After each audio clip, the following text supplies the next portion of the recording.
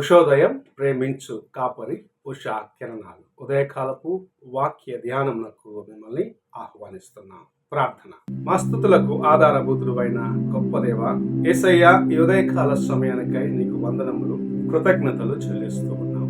మమ్మల్ని ప్రేమించి దేవా, అనేకులకు లేని గొప్ప కృపను అనుగ్రహించి నీ వాక్యము చేత నాతోనూ మాతోనూ మాట్లాడుచున్న విధానాన్ని బట్టి వందనాలు.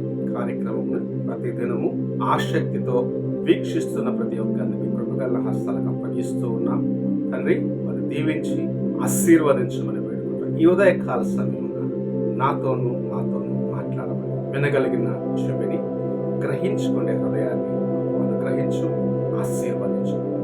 యేసు పరిశుద్ధ నామమున అడిగి వేడుకుంటున్నాను పరమ ఆమేన్. ఈ ఉదయకాలపు వాక్య భాగము హెస్కేలు గ్రంథము 18వ అధ్యాయము 30 మరియు 31వ వచనములను చదువుకుందాం. కాబట్టి ఇశ్రాయేలీయులారా, ఎవని ప్రవర్తన బట్టి వానికి శిక్ష విధింతును. మనసు తిప్పుకొని మీ అక్రమములు మీకు శిక్షా కారణములు కాకుండానట్లు వాటన్నిటినీ విడిచిపెట్టిడి. మీరు జరిగించిన అక్రమ క్రియలన్నిటినీ విడిచి నూతన హృదయమును నూతన బుద్ధియు తెచ్చుకొనిడి. ఇశ్రాయేలీయులారా, మీరెందుకు మరణమునొందెదరు? ఇదే ప్రభువగు యెహోవా వాక్కు. ప్రవక్త అయిన హెస్కేలు దేవుని సన్నిధిలో మొదటిగా నీవు పశ్చాత్తాపడి దేవుని యొక్క కృపను బట్టి మరణము నుండి తప్పించబడటము ఉత్తమమని సెలవించటం మనం చూడగలము. ఎందుకంటే ప్రభు నీతి కలిగిన న్యాయాధిపతి. ఒక వ్యక్తి తాను ఎలాంటి వాడు అని దేవుని యొక్క దృష్టిలో తన యొక్క క్రియలను బట్టి తీర్పు తీర్చబడతాడు. అందుకే ప్రవక్త ఇశ్రాయేలుతో చెప్పుచున్న మాట, మీరు పశ్చాత్తాపడి దేవుని వైపు తిరిగి చూడండి. ఎందుకంటే మీ పాపములను బట్టి మీరెందుకు నశించి పోదురు. నీ పాపము దేవునికి నీకు మధ్యలో ఉన్నదాన్ని బట్టి నీవు దేవుని యొక్క కృపను పోగొట్టుకుంటున్నావు. దేవుని చేత నీకు అనుగ్రహించబడిన విడుదలను నీవు పోగొట్టుకుంటున్నావు. పశ్చాత్తాపడటం అంటే మొదటిగా ఏమిటి అనే ఒక ప్రశ్న మన జీవితంలో ఉంటుంది. గతములో నీవు చేసిన కార్యము, నీవు జీవించిన జీవితములో ఎలాగూ నీవు దేవుని దుఃఖపరిచావు, ఎలాగూ నీవు ఇతరులను గాయపరిచినావో దానిని గురించి నీ హృదయంలో ఒక పశ్చాత్తాపం, నేను చేసిన బలహీనతలు ఇవి అని వాటిని బట్టి నీ హృదయము నలిగిన స్థితిలో, విరిగిన స్థితిలో వాటిని సరి చేసుకోవాలని ఆశించే కార్యమే ప్రభు ఎదురు చూస్తున్న పశ్చాత్తాపం, లేకుంటే మారు మనసు అని మనము అనేక సార్లు మాట్లాడుతూ ఉంటాం. నీవు చేసిన బలహీనతలను సరి చేసుకుంటూ, నీవు చేసిన కార్యములను బట్టి నీ హృదయంలో నీవు విరిగి నలిగిన స్థితిలో ఉంటూ, అనగా నేను ఇంత ఘోరమైన జీవితాన్ని జీవించాను, అనేకులు నేను గాయపరిచి ఉన్నాను, అనేకుల యొక్క ఆత్మకు నేను హాని కలిగించానని వాటిని ఒప్పుకుంటూ దేవుని సన్నిధికి వెళ్ళి, ప్రభువా నన్ను క్షమించుమని ప్రాధేయపడటమే నిజమైన రక్షణ, లేకుండా నిజమైన మారు మనస్సు.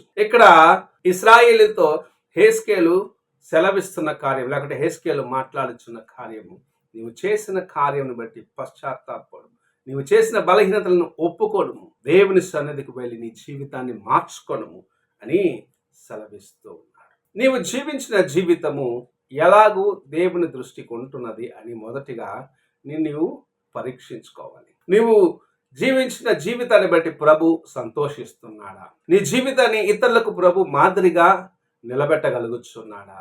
లేక నిన్ను చూసిన వారు ఇతడే ఇంత నీచుడుగా ఉన్నాడు, ఇంత భయంకరమైన వ్యక్తిగా ఉన్నాడు, ఇతని యొక్క దేవుణ్ణి, ఇతడు వెంబడిస్తున్న దేవుని నేను ఎలాగూ సేవించగలనని ప్రశ్నించే జీవితము నీలో ఉన్నదా?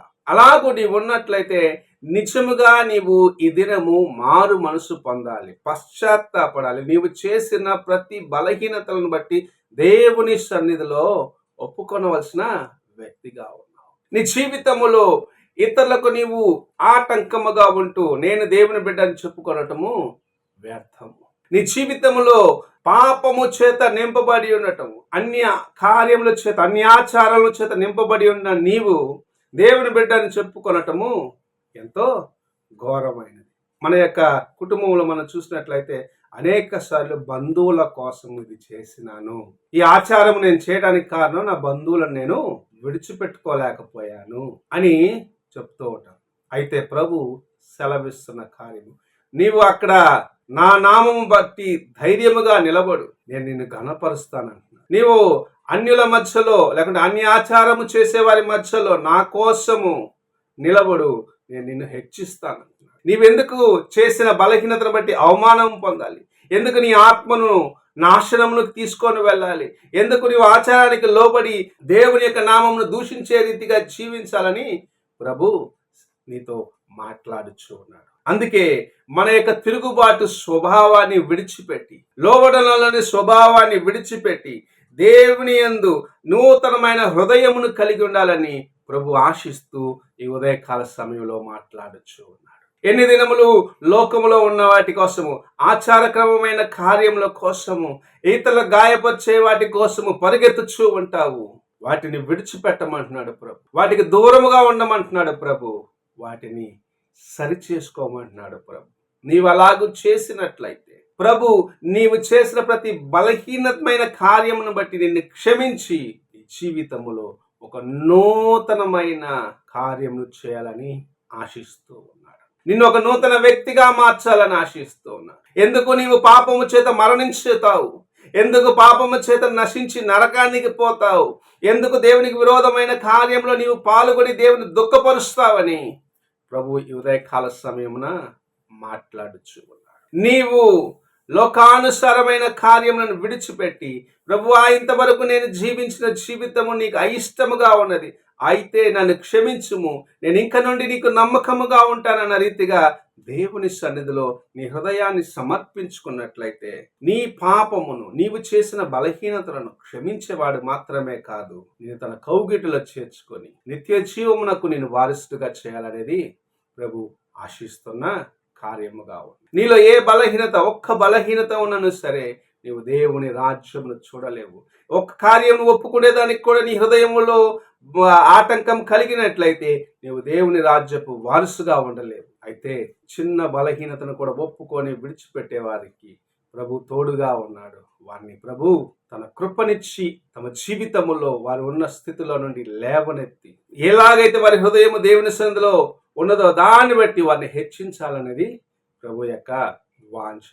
మనకు బాగా తెలిసిన ఒక ఉపమానం, ఒక యవనస్తుడు వచ్చి నేను దేవుని రాజ్యములోకి వెళ్ళాలంటే ఏమి చేయాలని యేసు ప్రభు దగ్గర మోకరించినాడు. అన్నీ బాగా చేసినాడు, కానీ ఒక్క మాటకు విధేయుడుగా ఉండలేకపోయినాడు. తన ఆస్తిని ప్రేమించినాడు. ఆస్తిని అన్ని బేదలకు ఇచ్చిన ఎద్దకు రమ్మంటే రాలేకపోయినాడు. మిక్కిలి వ్యసనముతో అక్కడి నుండి వెళ్ళిపోయినాడు. దుఃఖముఖముతో అక్కడి నుండి వెళ్ళిపోయినాడు. గొప్ప కృపను పోగొట్టుకున్నాడు. నీవు నీ హృదయమును దేవునితో సరిగా ఉంచుకొనకపోతే, నీవు చేసిన కార్యములను బట్టి దేవుని సన్నిధిలో వాటిని సరి చేసుకొని విడిచిపెట్టి ఆయన ఎదుట యథార్థముగా జీవించలేకపోతే ఉన్నతమైన దేవుని కృపను పోగొట్టుకుంటావు. అందుకే ఇక్కడ ప్రవక్త సెలవిస్తూ ఉంటాడు, ఎందుకు నీవు తిరుగుబాటు చేసి, లేకుంటే తిరుగుబాటుని బట్టి ఎందుకు దేవుని కార్యమును పోగొట్టుకుంటావని, తిరుగుబాటు స్వభావాన్ని విడిచిపెట్టి నీవు ఒక నూతనమైన హృదయం కోసము ఆసక్తి కలిగిన వాడిగా దేవుని వైపు చూసినట్లయితే, నీ బలహీనతలను ఒప్పుకొని ప్రభువా నేను చేసిన కార్యమును బట్టి క్షమించమని దేవుని సన్నిధికి వచ్చినట్లయితే ప్రభువు నిన్ను క్షమించి నూతనమైన జీవితం నుంచి ఆశీర్వదించేదానికి సిద్ధముగా ఉన్నాడు. ఈ ఉదయకాల సమయమున నీవు ఎలాగున్నావో ఒక్కసారి నీ హృదయాన్ని పరీక్షించుకో. ప్రార్థన చేసుకున్నావు. మమ్మల్ని మిక్కిలిగా ప్రేమిస్తున్న పరలోకపు తండ్రి, ఈ ఉదయకాల సమయమున నీవు మాకు అనుగ్రహించిన నీ వాక్యమును బట్టి వందనాలు. నిజముగానైనా పూర్ణ హృదయంతో నీ సన్నిధిలో పశ్చాత్తాపడి తిరుగుబాటు స్వభావం నుండి, నీకు విరోధమైన కార్యములో నుండి దేవా విడుదల పొందిన వారిగా నీ రాజ్యమునకు వారసులుగా ఉండినట్లుగా దేవా నాకు మాకు ప్రతి ఒక్కరికి నీవు కృపను అనుగ్రహించినావు.